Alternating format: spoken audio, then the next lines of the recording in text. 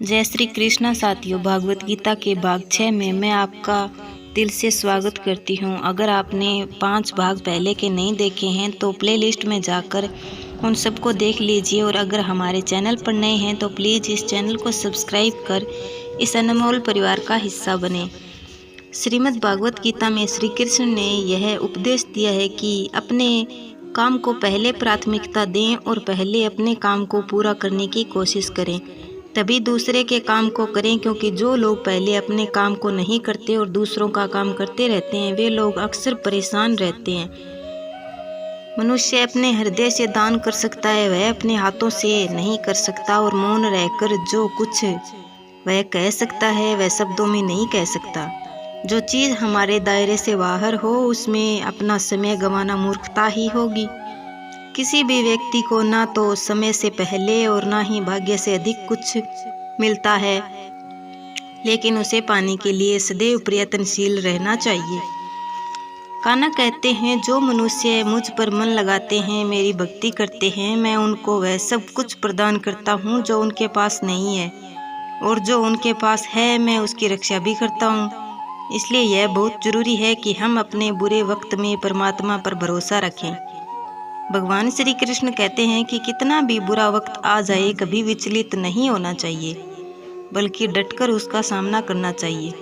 क्योंकि संसार का नियम है, जो आया है उसे दुख का सामना करना ही पड़ेगा। रोने से और चिंता करने से कोई फायदा नहीं होने वाला, बल्कि इससे दुख और बढ़ेगा। जीवन में आगे बढ़ने के लिए और अपनी अलग पहचान बनाने के लिए यदि आपको क्रांतिकारी भी बनना पड़े तो इससे पीछे ना हटे। कहने का सीधा मतलब है कि यदि जरूरत के हिसाब से खुद में बदलाव करें और समाज के बारे में ना सोचते हुए अपने कर्म को पूरा करें। जीवन में मित्रों की भूमिका बहुत अहम होती है। सच्चे दोस्तों की पहचान हमेशा मुश्किल वक्त में ही होती है। जिस तरह भगवान कृष्ण ने पांडवों के मुश्किल वक्त में उनका साथ दिया, वैसे ही आपको भी अपने दोस्तों का साथ देना चाहिए। इसके साथ ही आपको ऐसे ही मित्र बनाने चाहिए जो आपके मुश्किल वक्त में आपके साथ खड़े रहें।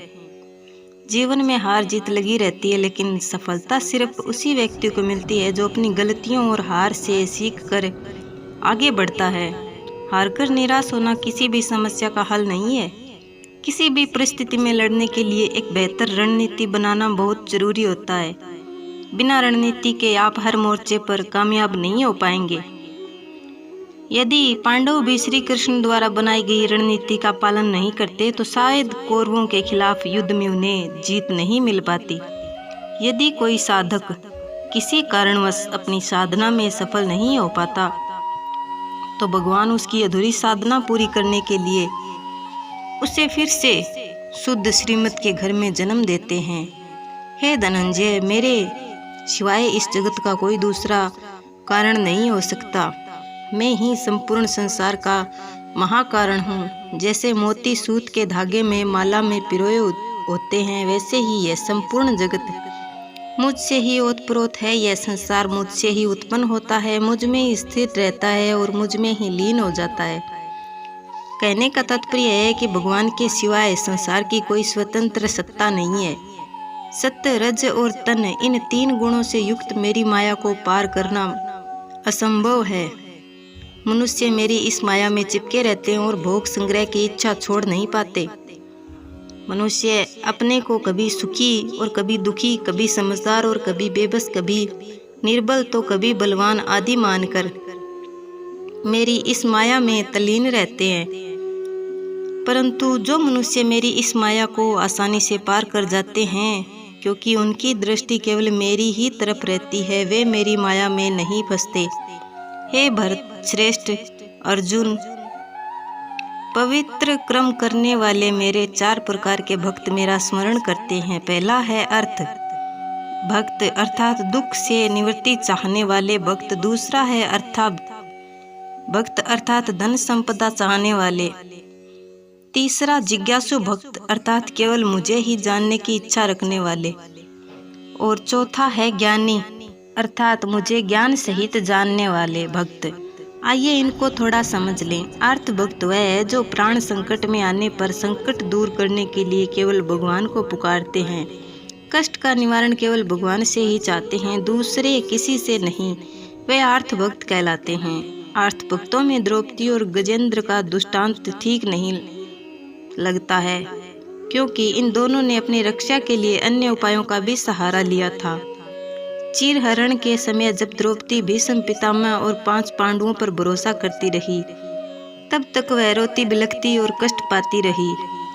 परंतु जब सब सहारे छोड़कर अनन्य भाव से प्रभु को पुकारा, तब प्रभु ने उसकी लाज बचाई। ऐसे ही गजेंद्र ने जब तक दूसरे हथियों का सहारा लिया, अपने बल का सहारा लिया, तब तक वह कई वर्षों तक ग्रह से लड़ता रहा और दुख पाता रहा।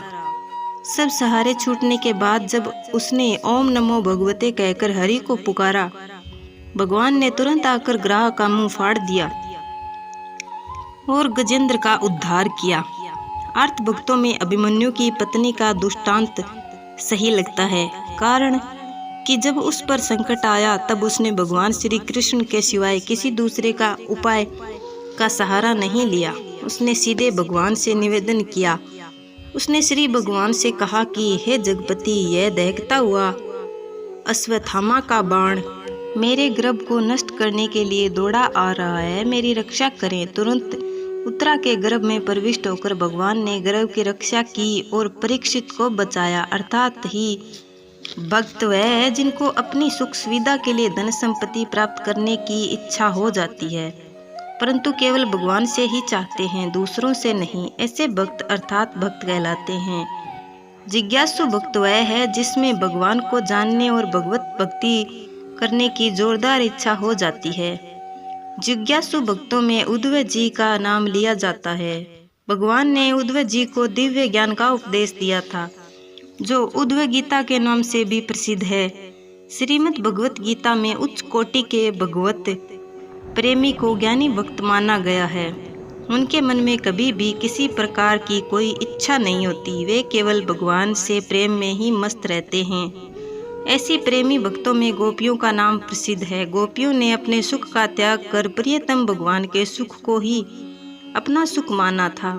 ज्ञानी अर्थात प्रेमी भक्त भगवान से कुछ नहीं चाहता, इसलिए वह भगवान का श्रेष्ठ भक्त है। दोस्तों, आपको ये वीडियो अच्छी लगी हो तो इसको लाइक और अपने दोस्तों और फैमिली मेम्बर के साथ शेयर करना बिल्कुल ना भूलें। वीडियो के अंत तक बने रहने के लिए आपका बहुत बहुत धन्यवाद। मिलते हैं इसके अंतिम भाग में, तब तक के लिए जय श्री कृष्णा, राधे राधे।